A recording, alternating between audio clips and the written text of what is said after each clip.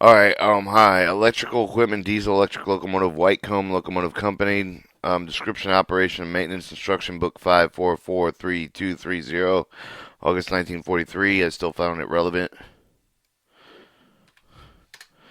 Section 4, traction motors. Type 1443A traction motor, photo 271212A. Alright, the Type 1443A traction motor general description. The Westinghouse Type 1443A motor is a 4-pole direct current commutating pole series wound motor arranged by self-ventilation and means of fan bolted by the coupling end of the armature. Maintenance. The bearings and lubrication bearings are standard roller railway motor type bearings. Replacements should be ordered accordingly. Information given in the renewal parts and data. The bearing at the end of the pinion is and of the roller type lubricated by the oil in the gear case. The bearing is at the communicator is a bell bearing and is arranged of the greasing and lubrication Westinghouse grease M7280-1 recommended by the bearing supplier that has been found with the operating experience to perform satisfactory in these bearings under normal conditions. The communicator and bearing should not require lubrication more than once every 3 months. The amount of grease to be added will be from 1.5 to 1 ounce per bearing at each lubrication. To correct the amount of grease for the proper bearing lubrication depends on severity of service and the number of hours of operation. The definite greasing schedule should be followed. A carefully check of the bearings whenever the motor is dismantled for the repairs. The routine inspection will determine where the grease schedule has been satisfactory or should be changed in the future. Over-greasing the bearings may be harmful, and insufficient greasing should be avoided. Over-greasing of the bearings is easily evident and indicated by the leakage of excessive grease out through the labyrinth seals in the motor, while it gets out onto the communicator brushes and brush holders and windings. If grease leakage is noticed, the time interval between the greasing is too short and should be lengthened. The amount of grease added to each of the greasing should be decreased until the further leakage is prevented. Alright, brush holders. The pressure of the brushes of the communicator and the maintained by means of the flat cock. The pressure of the brushes of the communicator the maintained the means of the flat clock type springs is exerted with the force of the top of the brushes. The force may be measured and attached to these small spring balance to the pressure finger directly over the brush and pulling straight up in the light with line with the brush travel until the finger is just lifted clear of the brush. Refer to the general data sheet for the recommended pressure. Incorrect brush holder spring pressure can be discovered with the brush holders in place within the motor, lifting the brush fingers at one at a time, comparing the feel of the tension of all the fingers. The procedure be observed with adjusting brush holder springs as follows. 1. Remove the brush holder from the frame and place it in the vise. Insert the screwdriver in the slot end of the pin and relieve the tension on the cotter pin. Remove the cotter pin, and reduce the tension needed to replace the cotter pin. Replace the brush holder in firm and maintaining 1/8 of an inch clearance between the brush holder communicator to minimize the possibility of the brushes breakage. And a sheet of 1/8 of an inch fiber provides a conveniently gauge. 6. Tighten the tapping bolts with the clamp of the brush holder pins and connecting the cable lead. The clearance between the brush holder and the communicator and the tightness of the tap bolts which clamp the brush holder should be checked even if the brush holders are not removed from the frame. Carbon brushes. Under no circumstances should a carbon brush be permitted to wear down so far that the brush finger bears on the carbon box. Any brush which may wear to such an extent of the finger will be within 1/8 of an inch of the end of its travel before the next inspection should be replaced. While thickness of the carbon brush is important, the clearance of the new brush and the brush holder should be approximately 0.4 thousandths to 0.10 thousandths of an inch. If less than the carbon will intended to stick in the box and greater than 25 thousandths of an inch, and the brush may rattle wear away the sides and break and chip. Width of the brush is less important. A clearance between the brush and the end of the brush as much as 1/16 of an inch may be permitted without causing serious trouble. In replacing the brush, the new brushes should be fitted with the communicator sanding of the good grade of the medium sandpaper drawn between the brush and the communicator in the direction of the rotation only. If the list of the brushes of the pull against the direction of the rotation, keep the sandpaper against the communicator as possible to avoid running the edges of the brush. Never use the emery cloth or emery paper on brushes or communicator. All right, your communicator. The communicator which is taking on the polish should now show no signs of wearing where it does not require any tension. If the communicator is roughened and badly worn and burned, the armature should be given the removed, placed in a lathe, and then the communicator grounded and stoned in to give him a uniform to the surface. After which, the mica must be regrooved for special saws. The mica insulation between the copper segments and the groove undercut initially with a depth of 3/64 of an inch at the communicator wears and if the turn of the groove they should include and maintain with the sense of the mica will spoil oil the brush fitting, causing the sparking, and the undercutting of the can be done with the best advantage by the using of the small power-driven saws which are built for its purpose. After the communicator has turned to undercut, the burrows which are formed with the edges of the bar during the pressure should be carefully removed from the three-corner tool. The ends of the communicator bars rounded with the slot cleaned out of the communicator finely polished with fine sandpaper blown off with compressed air. The brushes should always be lifted when smoothing the communicator in a motor, not replaced until the grit has been removed. Never use an emery cloth or emery paper on the communicator. The leads of the communicator armature winding are soldered into the end of the necks of the communicator bars, which should be carefully inspected when examining the armature. If the armature has been overheated with the solder thrown out, the leads should be re-soldered. If unnecessary, to any lubrication on the communicator, as though a certain amount of the graphite in the grease brushes which supplies the lubrication required. Dismantling and assembling traction motors. Tools. Special tools required for the dismantling of the traction motor shown in the tool drawing. The shop should be supplied with a set of special tools which may be made for the drawing and supplied with that they may be purchased in the Westing Electrical Manufacturing Company. Removal of the armature from the motor. If necessary to remove the armature from the motor, the following procedures will be followed. Take off the pinion nut and to provide with the means of lifting the armature, pull the pinion in. If the pinion and the bearing is to be dismantled, remove the communicator cover, lift the brushes far enough out of the brush box so that they will be slid back against the communicator. 3. Protect the communicator wrapping in its heavy finished paper. Or remove the 1.5 inch bolt holding the bearing cartridge in the housing of the communicator. And 5. Turn the motor so that the shaft is on the true vertical position with the pinion end up. 6. Remove the bolts holding the pinion housing and the housing to the frame. Insert 3 1.5 inch bolts tapped holes equally spaced around the housing. Tighten up these bolts. Pull the housing out of the frame fit and screw special lifting nut of the pinion end of the shaft to lift the armature over the frame with both of the bearings intact. Alright, removal of the bearing. The armature may be clamped with a wooden saddle in the horizontal position, or it may be placed on a bench wedged at the sides of the stability. A. Removal of the communicator end bearing. The communicator end bearing is all pulled off as shown with the tool of the drawing. The procedure is as follows. 1. Remove the bolts will hold the outside of the cap of the bearing cartridge. Remove the cap. Remove the two sets of screws on the bearing lock nut and remove the lock nut using the special wrench. 3. Remove the bearing cartridge, bearing, and oil thrower, applying the puller as shown in the tool drawing. 4. Wrap the bearing and the oil thrower in the protective covering. The bearing is so clean that inspected before reassembly. The grease in the bearings will be served to prevent rusting. Alright, B. Removal of the pinion end bearing. The pinion end of the roller bearings is removed as shown on the tooling drawing. The procedure is as follows. Remove the bearing shield, remove the housing bearing and oil thrower by applying the puller as shown in the tooling drawing. To remove the outer bearing race for the housing, the tap the housing of the rawhide mallet with a slip of the bearing out. Do not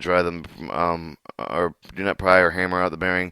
If it is too tight in the housing, to be removed in the above manner. Heat the outside of the rim of the housing with a flame. The heat will flow in toward the hub, expanding it enough so that the bearing can be slipped out. 4. Place the inner race of the bearing and wrap it in protective clear, and covering the bearing is to be cleaned and inspected before reassembly. The grease in the bearing will be served to prevent rusting. Alright, removing and replacing field coils. The communicator field coil may be removed and loosened with the 2 adjacent commuting poles and coils in addition to the one to be removed. The permanent leads to be moved away from the main coil so that the connections to be defective leads may be unsoldered. Next, remove the thorough bolts which hold the pole and coil place and let them out. When replacing the coil above the procedure, above the procedure is reversed to check to see the commuting coil washer is between the coil and the pole tip. Check the proper polarity according to the field wiring diagram. A main field coil may be removed, loosening the two adjacent main poles and coils. In addition, with one to be removed to the permits leads and moves away from the end of the communicating coils, so that the connection to the defective coil may be unsoldered. Next, lift the main pole out and slide the coil out lengthwise. When replacing the coil, then above the procedure is reversed. Check the properly polarity according to the field wire diagram. Alright, removing traction motor pinions. Pinions are not easily removed by means of the pinion puller, but made especially to fit the pinion. The suitable pinion puller on this type of obtained by the Westinghouse Electrical Company. If desired, simple one-man puller will meet all the requirements made by the special tool drawing included with the rear of the section. The puller should be applied as shown in the assembly drawing, and fully equipped with the shop. A power puller may be available and can be used and adaptable. Care should be exercised when removing the motor pinions. Following the precautions should be observed. Do not try to remove the pinion driving wedges between the pinion and the motor housing or oil thrower, else consider damage will result to the motor. In order to prevent the damage of the anti-friction bearing, avoid all blows with a sledgehammer on the pinion or the pinion puller. Never apply the flame to a pinion that is to be put back into service. There is a great danger of destroying the heat treatment. And removing worn pinions, they are to be scrapped and very hard to pull and are very hard to pull. It may be necessary to apply the heat with a torch to expand the pinion, relieve it, then fit it. And when the old pinion is heated, great care must be taken to protect the shaft and housing from heat to prevent their damage. Applying traction motor pinion. The following instruction to cover the method of be used in applying the pinion to the railway motor shaft with its tapper fit. Preliminary precautions. Sorry. The seat of the shaft of the pinion should be checked with all burrs and enlargement of the gouges and spot to remove the pinion fit on the shaft to be checked with the Prussian blue with a scrape of the stone and pinion bore until at least 75% of the area is in contact. The best way to check the fit is to the blue of the shaft. Place the pinion on the shaft above 1 inch from its final position. Then give the quick shove of the home, and then pinions can be removed by driving a metal wedge between the pinion face and the oil thrower or the motor housing. This should only be done with pinions applied with the shaft cold. See, on pinions with a keyway, the key should be tight and fit the keyway of the shaft. The keyway with the pinion may be 2 thousandths of an inch larger but not smaller than the key. The clearance between the top of the key, bottom of the keyway endpoint, and the pinion must be at least 1/64 of an inch rounded corner with the key, preventing the outing of the fillet out of the keyway, rounding the corners on the lead of the keyway and lead of the pinion keyway to prevent gouging. The pinion should be tried to the shaft cold to make sure that the key will not be binded, preventing the pinion and motor to its proper position. Alright, your cold standoff. Clean of the shaft and the pinion bore thoroughly with the benzol to remove all the trace with the oil and Prussian blue. The pinion and the shaft at the same temperature. Place the pinion on the shaft from about 1 inch from its final position, then give a quick shove home. Make sure the distance of the pinion standoff from the end of the shaft with a micrometer depth gauge. Make sure the point of the measurement mark across the end of the shaft so that after the heating the pinion it may be mounted exactly in the same angular position on the shaft. The measure made from the same point to remove the pinion from the shaft, driving the wedge between the pinion face and the oil thrower or the motor housing. Heating. Heat the pinions uniformly with a sufficiently length of the time and soak thoroughly. The pinions should be heated about 10 degrees above the application temperature given in the motor general data sheet. This allows sufficient time to remove the pinions from the oven and clean the bore and check the temperature before applying. The approved methods of heating a pinion in order of preference are given below. Induction heater, electric oven, gas oven, and oil only as a last resort. If the facilities are not available, the Westinghouse electric roaster will work satisfactory on all pinions up to an outside diameter of 12 inches. If the oil is used to heat the pinions, they must be thoroughly cleaned with Benzol dry rags to remove all the traces of oil from the pinion bore before applying the shaft. The pinions must never be heated above 200 degrees centigrade. Application: remove the pinion over the place near the shaft to which it is to be applied. Clean the shaft with the pinion bore very thoroughly with a clean dry rag to remove all the traces of oil. Check the pinion temperature with the electrical pyrometer as close to the pinion bore as possible. As soon as the pinion temperature comes down to the application temperature given in the motor general data sheet, the pinion should be applied on the shaft with exactly the same angular position in the same manner as the cold off standoff. The same man who applied with the pinion cold should apply with the pinion hot on in order to aim the same force and push. Make sure the hot and standoff the pinion from the end of the shaft in the same manner in the same position cold standoff was taken. The difference between the hot and cold standoff gives the advance of the pinion on the shaft. This advance must fall within the limits given with the motor general data sheet. The application of the temperature given in the motor data sheet is estimated only or may have only adjusted with experience and maintain evidence with the proper limits and the evidence if the advance is not within the proper limits, the pinion should be pulled and reapplied. Fastening: if the pinion is equipped with a nut, the lock washer and the nut should be applied as soon as the hot advance is taken. Screw the pinion nut home tightly with a wrench having a purchase lever arm of 4 to 6 feet. Alright, bearings. Cleaning and inspection. Clean the bearings in gasoline dry with compressed air. Finally, cleaning should be clean in gasoline, after which the gasoline should be blown off in dry compressed air. Hold the cage and rotate the outer race while directing the compressed air around the roller cage, and next to hold the outer race of the rotated at the cage. 3. If the bearing is not reassembled immediately, it should be greased and warped, wrapped in protective covering to keep the dirt and moisture. In handling the bearings during overhaul, there should be a liberal use of clean, lintless cloth of being kept the being both hands and bearing clean. Do not use waste on the bearings. Before reassembling the bearings, they should be carefully inspected for A. Cracked races, B. Cracked and repeated rollers, C. Effective wears on the cage, and D. Loose cage rivets. Heating bearings and oil assembly. The oil container of the heating of the bearings to see details must be perforated so port approximately 2 inches above the bottom of the allowed dirt to drop below the bearings to prevent them heating and striking the bearings directly. The container must be kept clean. Use the high oil temperature as air compressor oil, Westinghouse PD number 2268. Oil. Assembly and discipline. Assembly. If any of the reason the bearing inner or outer race does not pull readily from its fit, does not use a flame on the bearing. Instead, pour hot oil over the inner race and housing cartridge to expand them to ease the fitting and permit pulling.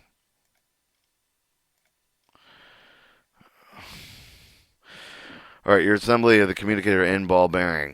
Preferably the bearing assembly drawing is guided for the proper bearing assembly. Place the armature preferably in the vertical position, a hole a little larger than the armature diameter, and a low wooden table, the bench, or together with the sum of the wooden wedges to keep the armature from dropping through the servers very well. To clean all of the parts thoroughly before starting the assembly, carefully inspect the bearing for the cracks and pitting excessive wear. Caution and care must be always taken to keep all the dirt and grit away from the ball bearings. Place the bearing cartridge and grease thrower in the high temperature oil at a temperature of 100 degrees centigrade or 212 degrees Fahrenheit. Remove the bearing cartridge from the hot oil. Wipe off the excessive oil. Drop it into place over the shaft. Remove the grease thrower with the hot oil. Wipe off the excessive oil. Shrink the shaft of the chamfer side out and hold it into place and solidly against the shoulder on the shaft until it is cold. Fill the grease pocket with the bearing cartridge half of the full of the Westinghouse grease M7280-1. Remove the bearing from the hot oil. Wipe off the inner outer fittings, then immediately drop in place while the cartridge bore is still expanded. Do not force the assembly. The bearing will slip into place. Hold the bearing solidly into place against the grease thrower until tight. 8. Apply the bearing lock nut and tighten the set of the screws to strike the bearing on the hammer.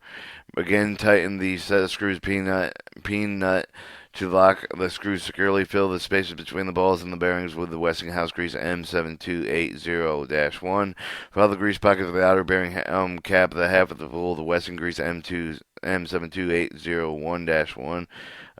Bolt the cap of the gasket placed in the bearing cartridge. Note that some portion of the grease in the bearing cap should make contact with the bearing from when assembled.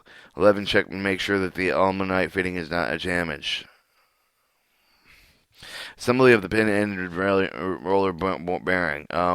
Refer to the bearing assembly drawing as the guide. Properly assembly the place the armature of the vertical position, a hole a little larger for the armature diameter, cut into a low wooden table bench together with some of the wooden wedges to keep the armature from dropping through the servers as very well. 2. Clean all the parts thoroughly before starting to assembly. Carefully inspect the bearings for cracks and pitting with excessive wear. Caution care must be always taken to keep all the dirt and grit away from the rolling bearings. 3. Place the grease thrower in the inner bearing race and the high temperature with an oil temperature of 100 degrees centigrade. 4. Heat the housing with a hot plate for 100 degrees centigrade. Following the housing over the shaft, remove the grease thrower from the hot oil. Wipe off the excessive oil. Shrink the shaft with the groove and hold it in place and solidly against the shoulder on the shaft with the buckling of the tool until it is cooled. 7. Remove the inner race from the hot oil. Wipe off the excessive oil. Apply with the shaft and use for the buckling up of the tool as before. 8. Fill the spaces between the roller with the bearings of the Westinghouse grease M72801. Drop the bearings in place with the housing and still expanded with the do not force assembly with the bearings apply.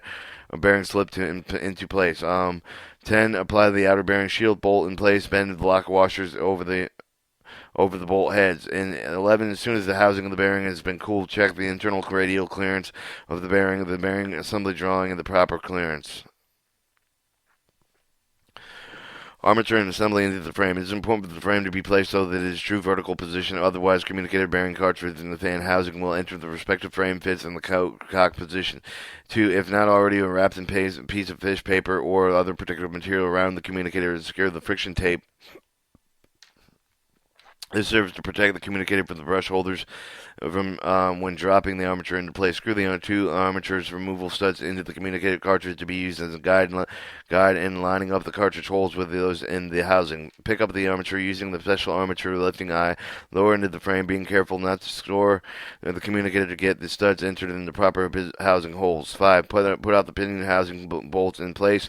6. Put the communicator and the cartridge bolts in, removing the studs. 7. Pull the communicator cartridge fit in the fan housing with it into the frame at the same time. 8. Remove the protective paper for the communicator end for the armature of the hand of the making certain and free. 9. Check with the proper clearance of 1/8 of an inch in between the brush hole of the communicator. 10. Lower the brushes and fit the communicator using a medium grade of sandpaper. 11. Blow the out the carbon dust while the dry compressed air and replace the communicator covers.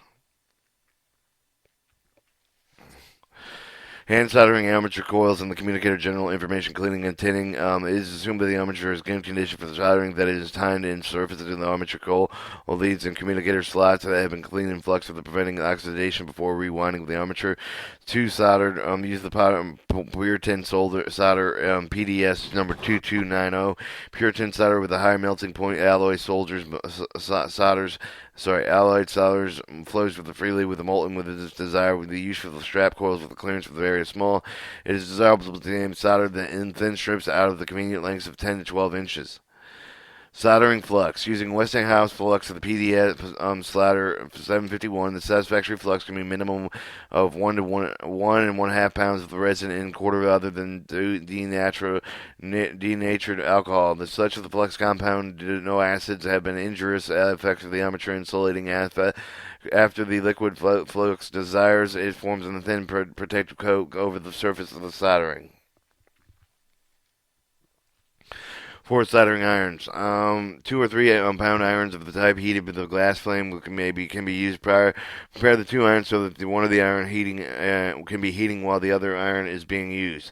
Electrically heat the irons as well as the other type of the self-contained heater can be used, and if they have sufficient heat capacity. Prepare the iron drawing into and out of the chisel shape, having the thickness of 1/8 of an inch at the point, and to keep the iron cleaned with well tinned over the upper side of the point only.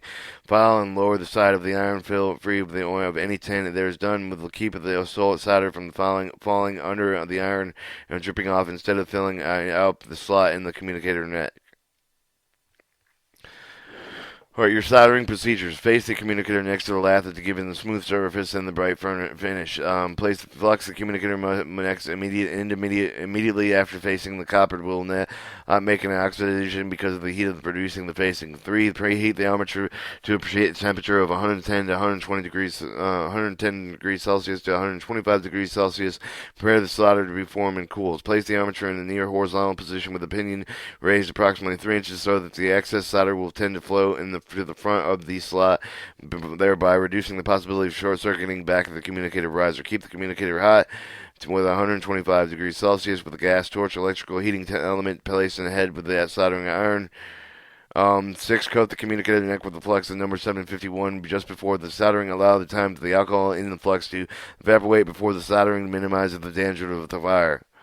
7. Rotate the armature with the slot before being soldered always slightly above the horizontal center line of the communicator but the tip of the well-tinned iron against the front of the risers and solder, heating the parts thoroughly. Feed the solder onto the top of the front edge of the slot as soon as possible in order to avoid baking of the flux. Carefully should be taken so that it is joint and hot enough to cause the solder to flow freely, not merely warm enough to cause the solder to adhere only to the outside of the slot. 8. Turn the excessive solder off with the communicator facing the riser. 9. Inspect the face of the communicator riser and the signs of poorly soldered armature leads to resolder if necessary. 10. Test armature for growler shortening back of the riser that you can check any short to make sure that if it is not produced with the solder of the communicator undercutting. Dipping and baking. Dipping and baking for the armatures and stators should be done in the following manner. Preparation of dipping. The armature, remove the fan and eliminate the cleaning after the dipping to avoid distribution in the balance having the uneven thickness of the varnish. 2. If the starter, remove the communicator in the bracket. 3. Thoroughly clean an apparatus for first flowing off the loose of the dirt, dry, compressed air with the clean with the benzene or other approved solvent. This may be brushed and sprayed on. Dry in an oven for at least 12 hours at 120 degrees Celsius or 275 degrees Fahrenheit. If the apparatus is damp and low insulation resistant, the drying process should be continued until the insulation resistance rises above the minimal allowable value. The section of the testing of minimal value insulation resistance performing the dipping and baking. Losing the stator bolts to permit the penetration of the varnish from under the pole tips. Plug all the tapped holes in the stator frame to prevent the entrance of the varnish. Dipping and draining. Using Westinghouse number 335 varnish of the specific gravity of 850 with benzene necessary. Apparatus may be dipped but hot, but temperatures should not exceed 60 degrees Celsius or 140 degrees Fahrenheit. Did the apparatus vertical position the communicator in the armature of the brush holder stator up and do not immerse in the communicator. Seek the apparatus of the varnish until the bubbling ceases, and which will require at least 10 to 20 minutes. Move the varnish, allow to drain in the same position when dipped and draining until the dripping is ceased. Cleaning machine fits with the approval solvent cover the protecting during the baking and further draining. Baking. Before baking, tightening the poles, check the spacing if they were loosened. Prior to the dipping, baking is ventilated over the controlled temperature at 115 to 125 degrees Celsius or 239 degrees to 257 degrees Fahrenheit for 24 hours. It is preferable to make the armature in the vertical position of the communicator up. If this can be done, the armature should be turned frequently during the baking. An additional treatment. The two treatments are preferably for the second dip. The poles may need to be loosened. The second dip should be made with the apparatus cold. Dipping, the making, and the procedure temperature should otherwise be the same as the first treatment. Are your Type 1443A traction motor general detail. Operating limits, maximum voltage 400, maximum ampere 650, maximum safe RPMs 4500. Brushes, number of brushes 4 per brushes per arm 2, national recommended grade national AX5. Size of brushes 3/4 of an inch by 1/7/8 of an inch by 2 1/4. Brush pressure for the full length of the brush, 8 to 9 pounds. Normal bores at the center of the poles, 11 and 56 thousandths of an inch. Communicating poles, 12 and 5,500ths of an inch. Weights, motor and the pinion, 1,425 pounds. Armature complete, 450 pounds. Resistance to windings at 25 degrees Celsius. Armature at 0.1, 132 10,000 of an inch, 10,000 ohms. Communicator fields at 95 thousandths, 10,000ths ohms. Series field sold 193 10,000 ohms.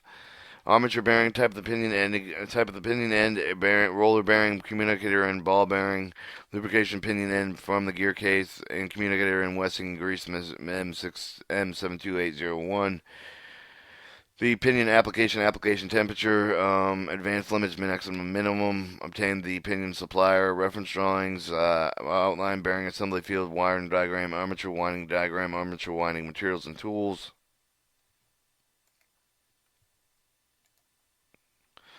Alright, you got your dimensions in inches. This is the Type 1443A traction motor outline, having drawing. The 1443 motor bearing assembly drawing. The field wiring drawing. We're stuck for a second, I guess.